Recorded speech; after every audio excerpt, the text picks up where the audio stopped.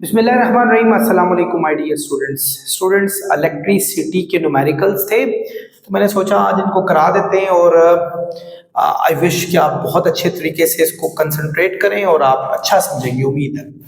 If 1 ampere current flows through a copper wire, अगर 1 ampere current किसी copper wire में से गुजरता है, यानी ये देखें ये कॉपर वायर है, ये कॉपर वायर है, ठीक है, और इसका क्रॉस सेक्शनल एरिया जो दिया है ये वो दिया 1 सेंटीमीटर स्क्वायर, ठीक है, इसमें से गुजरता है, यानी इसमें से गुजर रहा है करंट, यानी आपके पास करंट दिया हुआ है 1 एम्पियर, ठीक है, और एरिया दिया है क्रॉस सेक्शनल का 1 centimetre square. Students centimetre square कभी भी एसआई यूनिट नहीं है, ये इसकी मीटर स्क्वायर होती है, तो सेंटीमीटर को मीटर में लाने के लिए डिवाइड 100 करते हैं, लेकिन चूंकि ये स्क्वायर है तो आप स्क्वायर में डिवाइड 100 करेंगे तो ये आ जाएगा 1,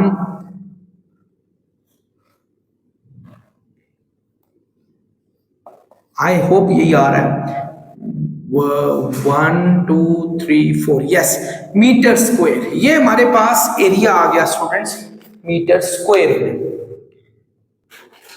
बिल्कुल इसी तरीके से उसने कहा है area of cross and 10 kilometre length, my God ये बहुत बड़ी लेंथ है भाई, 10 किलोमीटर लेंथ, ये यहां से यहां तक की जो लेंथ है that is 10 kilometre, 10 kilometre length, यानी जो लेंथ दी हुई है दैट इज 10 किलोमीटर। इसको भी आप मल्टीप्लाई 1000 करके मीटर्स में ले आए तो ये आ जाएगा 10,000 मीटर्स, ये आ गया हमारे पास, क्योंकि ये इसकी एसआई यूनिट है। Also calculate the time required by charge carriers to travel from one to other end. आपने बताना है कि चार्ज यहां से यहां तक पहुंचने में कितना टाइम लेगा। अगर फ्री इलेक्ट्रॉन डेंसिटी स्टूडेंट्स पहला लेक्चर था इसका ड्रिफ्ट वेलोसिटी का और फर्मी वेलोसिटी अगर याद हो तो उसमें मैंने बताया था कि जो हमारे पास फ्री इलेक्ट्रॉन डेंसिटी है कॉपर वायर की, उसको एन से, किसी की भी फ्री इलेक्ट्रॉन डेंसिटी उसको एन से, स्मॉल एन से जाहिर करते हैं, और ये दिया हुआ 8.5 मल्टीप्लाई 10 टू रेस पर 28 पर मीटर क्यूब, ये दिया हुआ जी स्टूडेंट्स। उसने कहा था इसको कितना टाइम लगेगा, टाइम फाइंड करना है। अब एक फॉर्मूला हमें पता है टाइम फाइंड करने का। आप देखें, फर्ज करो अगर एक गाड़ी यहां से यहां जाती है, मुझे पता हो उसकी स्पीड क्या है, डिस्टेंस पहले ही पता, तो स्पीड का फॉर्मूला होता है डिस्टेंस ओवर टाइम, टाइम को यहां ले आए डिस्टेंस ओवर स्पीड। डिस्टेंस मुझे पता है यहां से यहां तक 10 किलोमीटर है, मुझे स्पीड नहीं पता। पहला काम मैं करूंगा कि इसकी स्पीड, जिसको ड्रिफ्ट वेलोसिटी भी कहते हैं, वो फाइंड आउट करने की एक अदना सी कोशिश करूंगा। तो स्टूडेंट्स सबसे पहले v को फाइंड करते हैं, ड्रिफ्ट वेलोसिटी, और ड्रिफ्ट वेलोसिटी का फॉर्मूला मैंने आपको बताया था I ओवर NAE के इक्वल होता है। तो I क्या स्टूडेंट्स 1 एम्पियर, n जो दिया हुआ है that is 8.5 multiply 10 to raise पर 28, एरिया दिया हुआ है क्रॉस सेक्शनल एरिया ये 0.0001, और E इलेक्ट्रॉन के चार्ज को कहते हैं, इलेक्ट्रॉन हो या प्रोटॉन हो, उसका जो चार्ज है यहां मैं लिख रहा हूं वो 1.6 मल्टीप्लाई 10 टू रेस पर -19 कूलम के इक्वल होता है, यानी 1.6 मल्टीप्लाई 10 टू रेस पर -19 के कूलम के इक्वल होगा। तो स्पीड हमारे पास आ रही है, ये मेरे स्टूडेंट्स ने फाइंड भी कर दी, 7.35 मल्टीप्लाई 10 टू रेस पर -27 मीटर पर सेकंड। इट्स टू स्लो, बहुत स्लो चल रहा है। ये स्पीड है स्टूडेंट्स इस कॉपर वायर में से करंट गुजरने की। क्या रीजन है इतना स्लो क्यों चल रहा है? डियर स्टूडेंट्स, अगर याद हो मैंने एक टॉपिक और पढ़ाया था, उसमें मैंने बताया था कि जब लेंथ बढ़ जाती है ना और क्रॉस सेक्शन एरिया छोटा हो जाता है, ये क्रॉस सेक्शन एरिया बहुत छोटा है, तो आपकी रेजिस्टेंस बहुत हाई हो जाती है, तो करंट की स्पीड, करंट कम हो जाता है। Current actually rate of flow of charges को कहते हैं, तो करंट स्लो गुजरता है, और करंट आप देखें वैसे ही 1 एम्पियर है, बहुत स्लो है करंट आपका। सो ये इतनी आराम से नहीं पहुंचेगा, इसको बहुत टाइम लगेगा। स्पीड हमें फाइंड होगी, आगे हमने फाइंड करना था डिस्टेंस, टाइम, और टाइम का फॉर्मूला है टोटल डिस्टेंस ये जो कि लेंथ के इक्वल है ओवर स्पीड।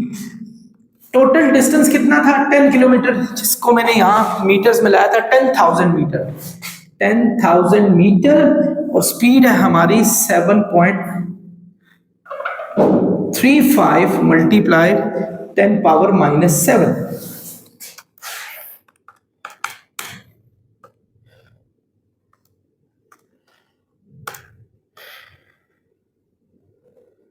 स्टूडेंट्स यार 1.36 मल्टीप्लाई 10⁻10, 1.36 मल्टीप्लाई 10⁻10 सेकेंड्स।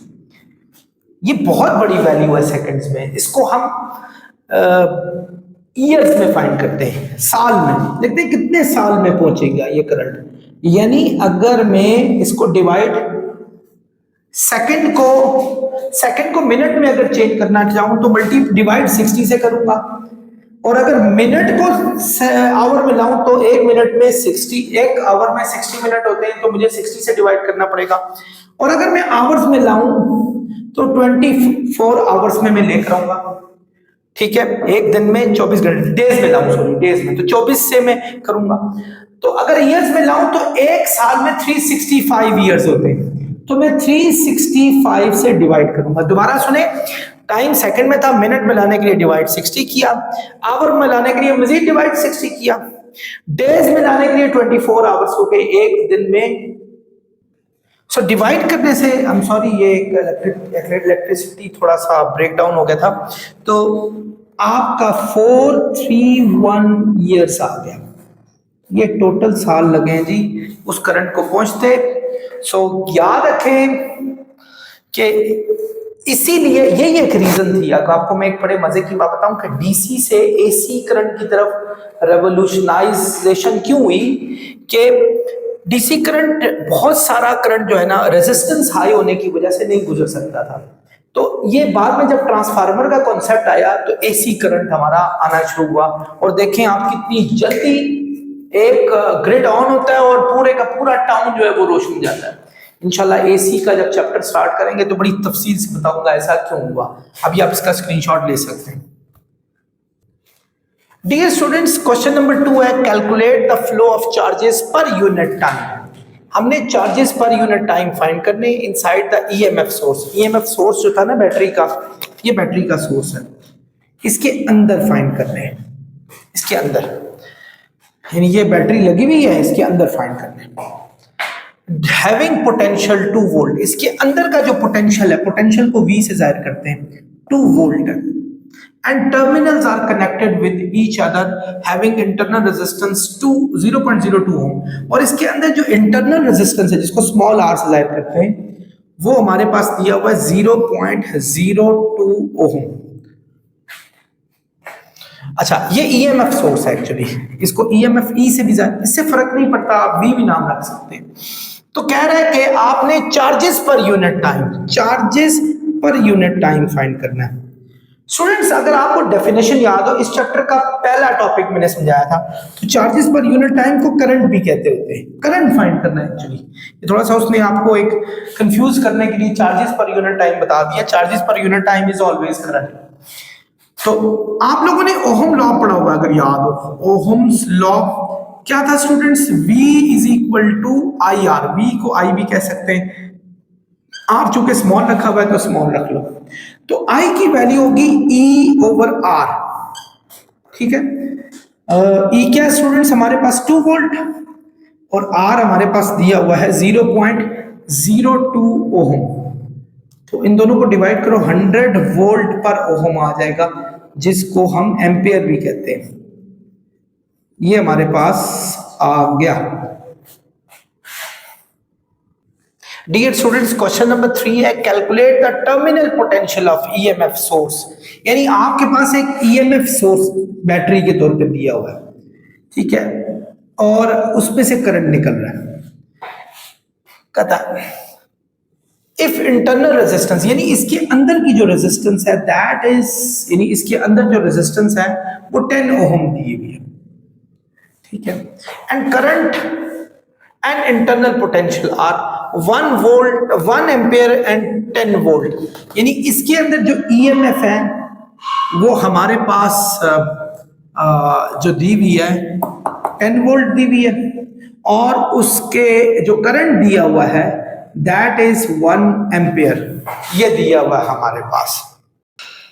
देखिए स्टूडेंट्स, बड़े तफसील से मैंने ये टॉपिक्स पढ़ाए हुए, वहां मैंने आपसे ये बात भी की थी कि बैटरी को सबसे पहले मेहनत करनी पड़ती है अपने इंटरनल रेजिस्टेंस में से वोल्टेज को, पोटेंशियल डिफरेंस को क्रॉस करना। वहां वो अपनी इंटरनल रेजिस्टेंस में से कुछ वोल्टेज को ड्रॉप कर देता है। यानी एक्चुअली जो टोटल ईएमएफ पैदा होती है ना, टोटल ईएमएफ पैदा होती है वो आपकी, उसका कुछ इंटरनल रेजिस्टेंस की वोल्टेज, ये भी वोल्टेज है, में जाता है, और कुछ जो बाहर है टर्मिनल पोटेंशियल में जाता है। ये मैंने बड़ी तफसील से आप लोगों को बताया था।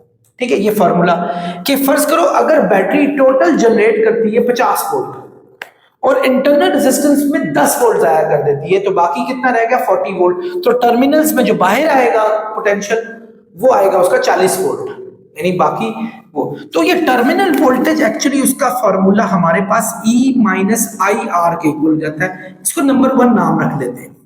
चलिए आप जरा डाटा लिखते हैं। सबसे पहले ईएमएफ दी हुई है 10 वोल्ट, बैटरी के अंदर की वोल्टेज को ईएमएफ कहते हैं। अच्छा, करंट दिया हुआ है 1 एम्पियर और इंटरनल रेजिस्टेंस दी हुई है हमारे पास 10 ओम। तो स्टूडेंट्स इस फॉर्मूले में हमने टर्मिनल वोल्टेज को फाइंड करना है कि बाहर कितनी वोल्टेज आएगी। तो डियर स्टूडेंट्स, टर्मिनल वोल्टेज है ईएमएफ माइनस आई आर के। ईएमएफ कितनी है हमारे पास स्टूडेंट्स 10 वोल्ट, आई हमारे पास 1 एम्पियर है और रेजिस्टेंस दी हुई है इंटरनल 10। तो 10 माइनस 10 होगा 0 वोल्ट, यानी इसका मतलब है टर्मिनल में कोई पोटेंशियल नहीं है हमारे पास, क्योंकि इसका रेजिस्टेंस इतना हाई है कि वो वोल्टेज को सारा का सारा अंदर ही ड्रॉप करवा देता है। तो बाहर हमारे पास कुछ वोल्टेज प्रोड्यूस नहीं होती। Dear students, there is a copper wire, ये क्वेश्चन नंबर 4 है। There is a copper coil, यानी एक कॉपर की कॉइल है, यानी इस तरह की कॉइल है। देखिए ये इस तरह की कॉइल है, मतलब वो आपस में ही वो हुई भी होगी, और उसकी नंबर ऑफ टर्न्स दी है 2000, यानी ये जो नंबर ऑफ टर्न्स है दे आर 2000 इन नंबर्स। ये हो गया। With 0.8 millimetre square area, cross sectional area दिया हुआ है 8 है, 0.8 मिलीमीटर स्क्वायर। आपने इस मिलीमीटर स्क्वायर को मीटर स्क्वायर में लाना है। 1 मीटर में 1000 मिलीमीटर होते हैं, तो ये आ गया 1000 के स्क्वायर से डिवाइड करेंगे। स्क्वायर से क्यों करेंगे? चूंकि ये स्क्वायर दिया है तो मिलीमीटर स्क्वायर को मिलीमीटर स्क्वायर में लाना हो तो 1000 के मीटर स्क्वायर से करेंगे, ये मीटर स्क्वायर आ जाएगा। चलिए इसको बाद में हम सिंप्लीफाई करते हैं। द लेंथ पर टर्न इज 80 सेंटीमीटर, यानी लेंथ पर नंबर ऑफ टर्न जो दी है वो 80 सेंटीमीटर दी है, सेंटीमीटर, जिसको हम 80 डिवाइड 100 करके हम 0.8 मीटर भी कह सकते हैं। यानी इसका मतलब क्या हुआ कि एक पूरे टर्न की जो लेंथ है, पूरे टर्न की जो लेंथ है वो 0.8 मीटर है। सो अगर मैं n जो कि यहाँ डिवाइड हो रहा है वहां जाके मल्टीप्लाई कर लूं तो L इज इक्वल टू हो जाएगा 0.8 मीटर मल्टीप्लाई n, यानी ये आ जाएगा मेरे पास। Resistivity of copper is 0. Resistivity को रो से जाहिर करते हैं, आप लोगों ने पढ़ा हुआ है 0.02 माइक्रो ओहम मीटर। माइक्रो का मतलब होता है 10⁻⁻⁶ metre, ohm metre, sorry ohm metre हमारे पास आ गया। तो कह रहा है कि आपने कैलकुलेट द रेजिस्टेंस, रेजिस्टेंस को फाइंड करना है। डियर स्टूडेंट्स, मेरा ही एक बड़ा अच्छा लेक्चर मौजूद है, अगर आप वो जिसमें वेरिएशन ऑफ टेम्परेचर का मैंने जिक्र किया हुआ है, वहां मैंने रेजिस्टिविटी का भी बड़ा अच्छे तरीके से जिक्र किया। उसमें रेजिस्टिविटी, रेजिस्टेंस जो होती है वो इक्वल होती है रेजिस्टिविटी L/A, इसके इक्वल होती है।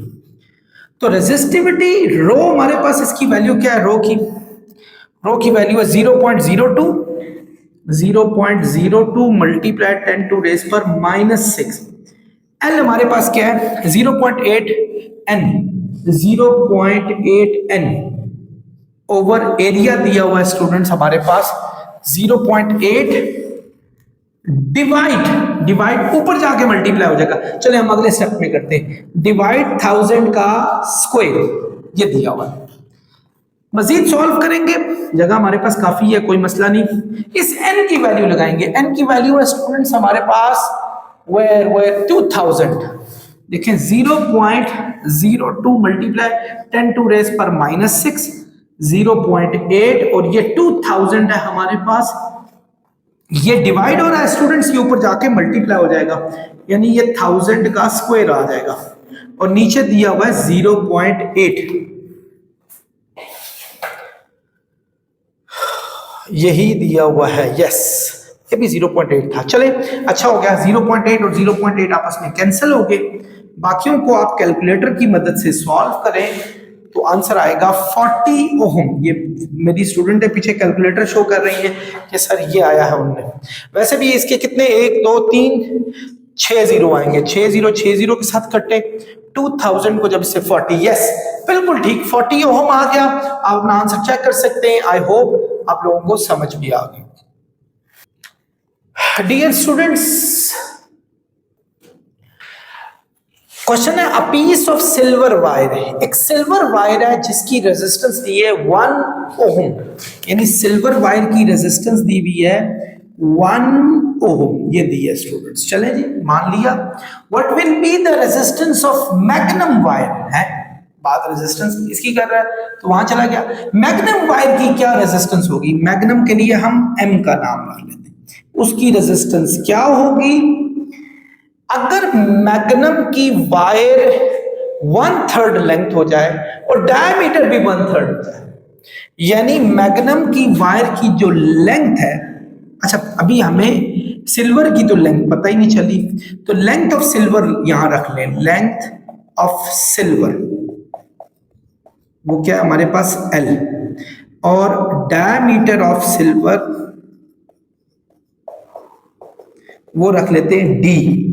ठीक है, अब ये हमने नाम रख लिया और 1 मिनट के लिए, चूंकि आगे मैं क्वेश्चन को देख रहा हूं, resistance of magnum wire 1/3 of length दी हुई है, किसके? सिल्वर के। यानी अगर सिल्वर अगर 30 सेंटीमीटर की है तो मैग्नम 3 गुना छोटी होगी है, यानी 10 हो जाएगी। 1/3 का मतलब होता है 1/3 से मल्टीप्लाई करें, और साथ साथ डायमीटर भी छोटा कर दिया उसने। If the specific resistance of wire is 30 times of silver, अच्छा length of magnum wire कर लेते हैं। magnum wire वो लेंथ m से जाहिर कर लेते हैं, और diameter of magnum कर लेते हैं dm, ये आ गया स्टूडेंट्स। इसी तरह स्पेसिफिक रेजिस्टेंस मैग्नम की, स्पेसिफिक रेजिस्टेंस को रेजिस्टिविटी भी कहते हैं। स्पेसिफिक रेजिस्टेंस ऑफ सिल्वर का नाम रख लेते हैं स्टूडेंट्स रो, और स्पेसिफिक रेजिस्टेंस ऑफ मैग्नम का नाम रख लेते हैं रो एम। और जो एक्चुअली रेजिस्टेंस है, रेजिस्टेंस बस है उसका नाम हमने रखा हुआ है, ये तो फाइंड करना है। अब सबसे पहले मैं सिल्वर पे जाऊंगा। सिल्वर की रेजिस्टेंस है, फार्मूला होता है R is equal to rho L over A। ये सिल्वर का आ गया हमारे पास। आप देखें इसमें सारी वैल्यूज मैंने सिल्वर की रखी हैं। ये R सिल्वर का, ये देखें रो सिल्वर का, L हमारा सिल्वर का, इवन एरिया चूंकि नहीं था तो हमने D यहां था, तो एरिया खुद एक्चुअली, मेरी एक बात सुने स्टूडेंट्स, किसी चीज का जो क्रॉस सेक्शन एरिया होता है वो गोल होता है ना, मतलब वो गोल, और उसका जो टोटल एरिया होता है वो होता है पाई आर स्क्वायर के इक्वल एरिया। अगर एरिया पाई आर स्क्वायर के इक्वल होगा, आर क्या होता है? रेडियस को कहते हैं, और डायमीटर डबल होता है, यानी एक्चुअली डायमीटर जो होता है वो रेडियस का हाफ होता है, सॉरी रेडियस डायमीटर का हाफ होता है। तो एरिया आ जाएगा हमारे पास पाई डी स्क्वायर ओवर 4, ये आ गया किसका? सिल्वर का। ये सिल्वर हमारे पास आ गया। सो स्टूडेंट्स पाई डी स्क्वायर ओवर 4 यहां लिख लेते हैं, रो एल पाई डी स्क्वायर ओवर 4 ऊपर कर लेंगे, ये आ गया हमारे पास। ये सिल्वर का काम हो रहा है अभी सारा। और इसी तरीके से जिस तरह मैंने उसका मैग्नम का एम और सिल्वर का सिंपल रखा है, तो डायमीटर भी जो सिल्वर का है वो सिंपल है, और मैग्नम का डायमीटर जब लगाएंगे तो नीचे हम एम लिखेंगे। आर हमारे पास 1 ओम है, 4 रो L over pi D square, ये हमारे पास फर्स्ट इक्वेशन आ गई। इसको 1 मिनट के लिए संभाल के रखें। और ये किसकी आई है स्टूडेंट्स? ये आई है हमारे पास सिल्वर। अब हम चलते हैं फाइंड करते हैं किसकी? मैग्नम की। मैग्नम में यही रेजिस्टेंस का फॉर्मूला होगा रो, यही वाला रो एल ओवर ए, लेकिन यहां मैग्नम के नाम एम आ जाएंगे, सेम हो जाएगा। मैग्नम की जो रेजिस्टेंस हमने फाइंड करनी है, रो एम एल एम और एरिया में को भी डायमीटर में शिफ्ट करें, बिल्कुल उसी तरीके से शिफ्ट करें। आपको मैंने कहा था area pi D square over 4 होता है। जब मैं पाई डी स्क्वायर ओवर 4 लगाऊंगा, 4 इधर लग जाएगा और पाई डी स्क्वायर यहां लग जाएगा। मैग्नम के लिए एम का नाम मैंने रख दिया, ये आ गया। अब चलते हैं क्वेश्चन पढ़ते हैं, वो क्या कह रहा है?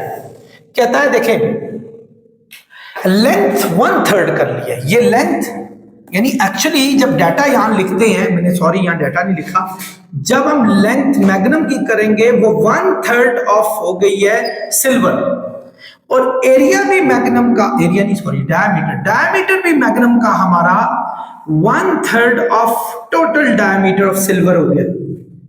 ये यहां लिखा हुआ है 1/3 हो गई है लेंथ और 1/3 हो गया डायमीटर। किसके? सिल्वर के। सिल्वर एल था, तो मैं Lm की वैल्यू 1/3 L लगाऊंगा, Dm की वैल्यू 1/3 D लगाऊंगा। और ये भी कहा है उसने स्पेसिफिक रेजिस्टेंस 30 गुना बढ़ गई है। किसकी? मैग्नम की। यानी मैग्नम की specific resistance 30 time of specific resistance of हमारे पास सिल्वर हो गई है। ये 3 बातें उसने बताई हैं और इन्हीं से ये क्वेश्चन सॉल्व होगा।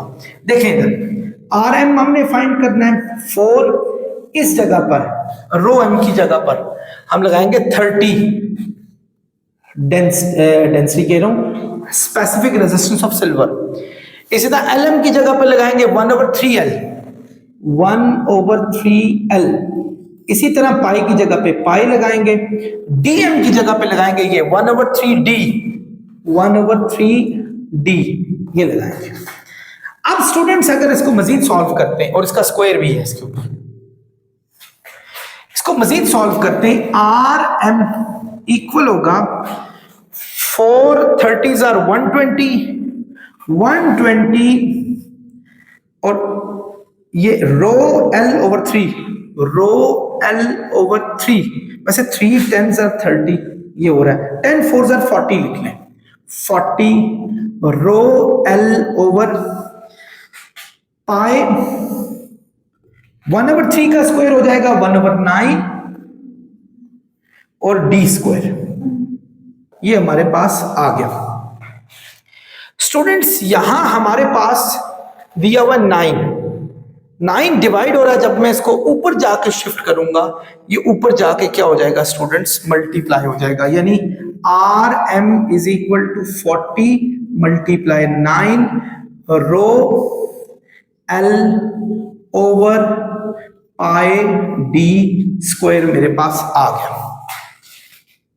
स्टूडेंट्स जरा इस पे चलते हैं, इक्वेशन नंबर 1। यहां से इक्वेशन नंबर 1, अगर मैं 4 यहां क्या हो रहा है स्टूडेंट्स? मल्टीप्लाई हो रहा है, वहां जाके 4 हो जाएगा डिवाइड, यानी rho L over pi D square.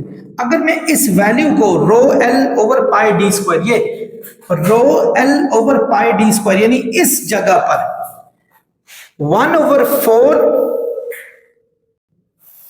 लगा दूं, ये देखें आर एम 40 मल्टीप्लाई 9 और इस जगह पर 1/4 यानी पूरे रो L over pi D square की जगह पे 1/4 यानी इस पूरे की जगह पे 1/4 लगा दूं, तो 4 10s are 40 10 9s are 90, तो आपके पास 90 ओम आ जाएगी रेजिस्टेंस किसकी? मैग्नम की।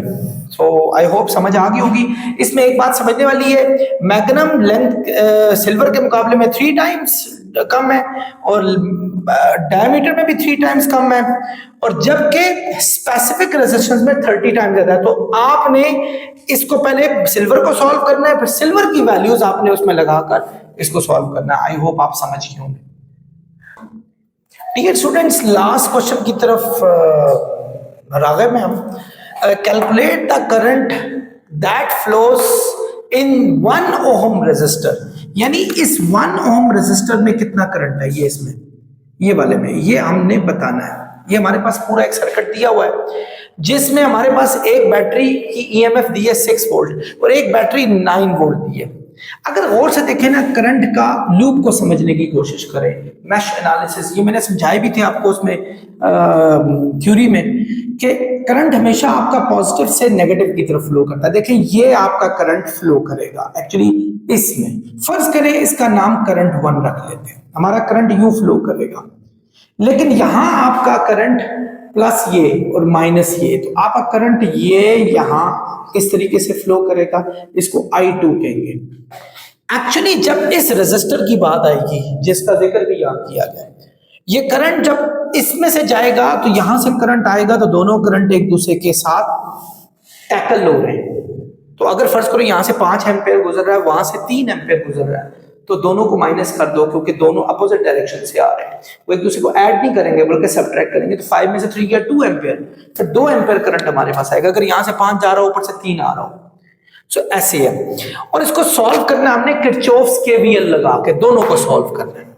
सो पहले हम करेंगे इन लूप, कौन सा लूप है जी हमारा, ये वाला EADFE, EADFE, इस लूप में चलते हैं, ये वाला, ठीक है, इस लूप की बात करते हैं। तो इसमें हमारे पास अगर आपको किरचॉफ्स का वोल्टेज लॉ पता हो, तो मैंने कहा था कि जो मेन पावर होता है बैटरी का उसको ईएमएफ कहते हैं। उस ईएमएफ में से, यानी चलो इसका नाम E1 रख लेते हैं, इसका नाम E1, इसका नाम E2 रख लेते हैं, ये वाली बैटरी जो है, उसमें से जब आपका करंट फ्लो करता है तो उसका पोटेंशियल ड्रॉप यहां पैदा होता है और एक पोटेंशियल ड्रॉप यहां पैदा होता है।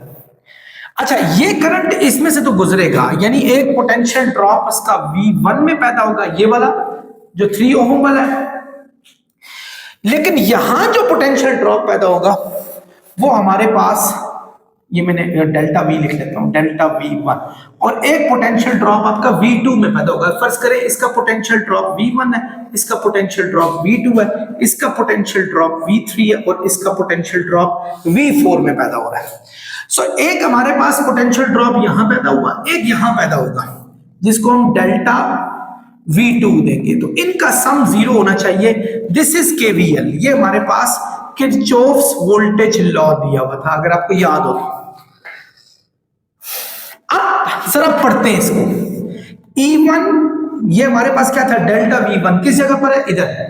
V का फार्मूला होता है IR के इक्वल, तो यहां करंट तो वैसे ही I1 जा रहा है, तो ये हो जाएगा माइनस, क्योंकि पोटेंशियल ड्रॉप हो रहा है तो इसलिए माइनस लगेंगे। I1 और रेजिस्टर का नाम क्या था, इस रेजिस्टर का नाम भी नहीं लिखा हुआ, इसका नाम भी R1 कर लेते हैं, इस रेजिस्टर का नाम R2 कर लेते हैं, इस रेजिस्टर का नाम R3 कर लेते हैं, इस रेजिस्टर का नाम R4 कर लेते हैं। ये नाम दे दें आप सारे के सारे। सो I1 R1 और V2 कौन सा स्टूडेंट्स, ये है। लेकिन यहां एक प्रॉब्लम है, यहां I1 तो है ही नहीं है, यहां I3 है हमारे पास। एक्चुअली होगा क्या, करंट हमारा यहां से जा रहा है, यानी ये जा रहा है, ऊपर से करंट टैकल करता हुआ आ रहा है, तो एक्चुअली यहां IR जो लगेगा, IR वो I1 में से आपको I2 जो वहां से आ रहा है उसको माइनस करना पड़ेगा, यानी करंट का चेंज आपको रखना है, और R3 हमारा होना चाहिए, और ये माइनस में होना चाहिए अगेन, क्योंकि पोटेंशियल ड्रॉप आपका पैदा हो रहा, ये 0 आ गया, यानी R2 नॉट R3, ये वाला करंट। दोबारा सुन लें, यहां से तो करंट ये वाला चल रहा है इस बैटरी का, लेकिन यहां से जब इसको लेके जाएंगे वहां से वो भी टैकल करता आएगा, तो इस I1 में से I2 माइनस करेंगे, वो वाला करंट R2 के अंदर जाएगा, तो R2 मैंने लिख दिया। E1 का नाम क्या स्टूडेंट्स, देखें E1 है हमारे पास 6 वोल्ट, माइनस प्लस क्या हो जाएगा, माइनस I1 क्या है हमें नहीं पता, R1 ये वाला है 3 ओम, इसी तरह यहां आए I1 हमें नहीं पता, I2 हमें नहीं पता, R2 1 ओम दिया है जिसमें से हमने फाइंड करना है कितना करंट जा रहा है। तो 6 minus 3I1 minus I1 plus I2 is equal to 0, यानी हम इसको अगर फर्दर करें माइनस माइनस प्लस हो जाएगा, 6 minus 4I1 plus I2 is equal to 0। तो ये माइनस हो रहा है वहां जाके प्लस होगा 4I1 और ये भी जाके वहां माइनस होगा। सो ये पहली इक्वेशन हमारे पास इस लूप की आई है जो ये वाला लूप है। आते हैं दूसरे लूप पर। इन लूप कौन सा स्टूडेंट सब, इन लूप BEFCB, BEFCB ये हमारे पास, फिर हमारे पास KVL लगेगी, KVL। अब जरा यहां को समझो, बैटरी जब करंट यहां से यहां लेगी, पहले तो बैटरी का EMF लिखेंगे E2 जो हमेशा पॉजिटिव होगा, उसमें से माइनस करेंगे यहां जो पोटेंशियल ड्रॉप आपका पैदा हुआ, इसका नाम मैंने क्या रखा हुआ था V3, तो डेल्टा V3 करें, डेल्टा V3, और इसी तरह यहां जो पैदा होगा उसका नाम हम रखते हैं डेल्टा V2, और इसका नाम रखें डेल्टा V4, और ये भी सम हमारे पास क्या होना चाहिए, 0 के इक्वल होना चाहिए। किरचॉफ्स वोल्टेज लॉ वही लगाएंगे। अब वैल्यू लगाएं, इस बैटरी का जो करंट है वो 9 वोल्ट है। डेल्टा V3 क्या होगा, V हमारे पास IR के इक्वल होता है, तो यहां करंट I2 है और माइनस में होना चाहिए, ये भी मैंने बताया, मैं डायरेक्टली कर रहा हूं। और रेजिस्टर हमारे पास है 2 IR, बल्कि चलो IR लिख लेते हैं R3 ताकि आप लोग परेशान ना हो। डेल्टा V2 ये वाला है, और यहां जब करंट जाएगा तो वो I2 माइनस I1 होगा। इस दफा हम विद रिस्पेक्ट टू I2 कर रहे हैं, इसलिए I2 को पहले लिखा है, यहां विद रिस्पेक्ट टू I1 कर रहे थे, ठीक है, याद रखिए। और ये साइन माइनस का ही लगेगा, वही जो, क्योंकि पोटेंशियल ड्रॉप पैदा हो रहा है इस जगह पर। तो इस तरह डेल्टा V4 हमारे पास इस जगह पर है, वो भी माइनस में हमारे पास आएगा IR, I2 और R हमारे पास 4 वाला लगा, इनका सम भी 0 होना चाहिए। 9 माइनस I2 क्या स्टूडेंट्स हमने फाइंड करना है, R3 हमारे पास दिया हुआ है 2 ओम माइनस, अच्छा ये भी R लगाना था, मैं भूल गया, R2 की वैल्यू 1 है, 1 इससे करो तो यही I2 प्लस I1 ही आएगा, माइनस अंदर के साइन चेंज करेगा। इसी तरह करंट 2 हमें नहीं पता, I2, R4 की वैल्यू ये है 3, ये हमारे पास आ गया। तो 2 को इससे मल्टीप्लाई करो, -2I2 minus I2 plus I1 minus 3I2 is equal to 0। अच्छा I1 प्लस हो रहा है, चले या सॉरी यही लिख लेते हैं, प्लस I1 स्टूडेंट्स नजर आ रहा है, -2 -3 -6I2, -6I2 हो गया हमारे पास। स्टूडेंट्स अगर मैं 6I2 जो कि माइनस हो रहा है उस साइड पे ले जाऊं तो उस साइड जाके इसने प्लस हो जाना है और ये 9 भी वहां जाके माइनस होगा। ये सेकंड इक्वेशन हमारे पास आ गई। इस I1 की वैल्यू को उठाओ स्टूडेंट्स, इसमें पुट कर दो। ये हमारे पास क्या था, ये था 4I1 minus I2 is equal to 6। I1 की वैल्यू हमारे पास क्या दी हुई है, 6I2 minus 9, 6I2 minus 9 minus I2 is equal to 6। 4 6 are 24, I2 36 minus I2 is equal to 6। 24 I2 में से I2 जाएगा 23 I2 हो जाएगा, 36 माइनस हो रहा है वहां जाके प्लस हो जाएगा, तो 23 I2 एक्चुअली 42 के इक्वल आया। I2 की वैल्यू स्टूडेंट्स 42 बाय 23, तो I2 हमारे पास आ जाएगा, 23 मल्टीप्लाई हो रहा है, 1.826 एम्पेयर आ गया। किसका करंट स्टूडेंट्स, इस बैटरी का करंट I2 का। अब चलते हैं I3 की तरफ, I1 की तरफ। I2 हो गया फाइंड। इस I2 की वैल्यू को अगर मैं इसमें डाल दूं, ये क्या है हमारे पास स्टूडेंट्स, यहां तक नजर आ रहा है बोर्ड? अच्छा, अगर I1 की ये वैल्यू, I1 की वैल्यू 6I2 माइनस 9 डाल दें, नजर आ रहा है, देखें चेक करें, अच्छा डाल दें तो I2 हमारे पास 1.826 माइनस 9 करें, स्टूडेंट सॉल्व करें, क्या आ रहा है इसका आंसर 1.956, 1.956। ये करंट 1 आ गया, यानी इस लूप का करंट 1.956 एम्पेयर है, इस लूप का करंट 1.826 एम्पेयर है। हमने करंट फाइंड करना है जो 1 ओम रेजिस्टर यानी इसमें से जाए। अब इसमें से एक करंट जा रहा है, कौन सा बड़ा करंट है I1 वाला, यानी I1 वाला बड़ा करंट है 1.95 और I2 वाला छोटा करंट है ये। तो आप क्या करें, इन दोनों करंट को माइनस कर दें, I1 में से I2 माइनस कर दें, यानी 1.956 में से 1.826 माइनस करें तो ये 0. स्टूडेंट चेक करें 0.13 आंसर आ गया एम्पेयर में। यानी इसका मतलब है यहां जो करंट आएगा वो दोनों का डिफरेंस, इसका और इसका जो डिफरेंस है वो आएगा जो कि 0.13 एम्पेयर है। आप इसका स्क्रीनशॉट ले सकते हैं। और एक दफा मैं थोड़ा सा बता दूं, 2 लूप्स लगेंगे, एक यहां और एक यहां। इधर भी किरचॉफ्स वोल्टेज लॉ लगेगा, इधर भी किरचॉफ्स वोल्टेज लॉ लगेगा, यानी पोटेंशियल का सम दोनों साइड पे 0 होना चाहिए। और जहां जो मेजर सोर्स होगा बैटरी का वो प्लस होगा, जो बाकी सब में पोटेंशियल ड्रॉप होने की वजह से माइनस होगा। आप चेक कर सकते हैं, स्क्रीनशॉट ले लें। स्टूडेंट्स इसके साथ ही हमारे न्यूमेरिकल्स का अख्ताम होता है, तो चैनल को सब्सक्राइब करना ना भूलें और लोगों तक भी शेयर करें। आई होप आप लोगों ने बहुत कुछ सीखा भी होगा। और अगर आप समझते हैं कि कुछ चीज़ में इंप्रूवमेंट की जरूरत है, what you need to do is to comment each and everything. I am gonna reply you very soon, maybe in 24 hours. For the next video, please give me some time. Until that, Khuda Hafiz.